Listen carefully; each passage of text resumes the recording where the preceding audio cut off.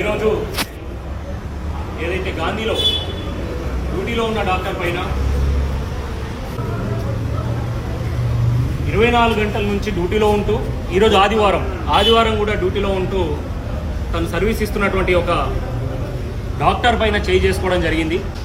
గాంధీ ఆసుపత్రిలో మనం రోజు చూసుకున్నట్లయితే దాదాపుగా వందల నుంచి వేలాది మంది పేషెంట్లు ఎమర్జెన్సీ పరిస్థితుల్లో వస్తూ ఉంటారు. మరి ఇక్కడ ఉన్నటువంటి స్టాఫ్, ఫ్యాకల్టీ కావచ్చు, డాక్టర్స్ కావచ్చు, సూపరింటెండెంట్ కావచ్చు, ప్రిన్సిపాల్స్ కావచ్చు, ఎవరున్నా కానీ పేషెంట్ల బాగు కోసము పేషెంట్లకు ఈ అర్ధరాత్రి ఆదివారం కూడా ఇక్కడ స్టాఫ్ డ్యూటీలో ఉన్నారంటే మీరు ఎమర్జెన్సీ లోపల చూస్తే ఎంతమంది ఎమర్జెన్సీ సర్వీసెస్లో ఉన్నారో మీకు అర్థమవుతుంది.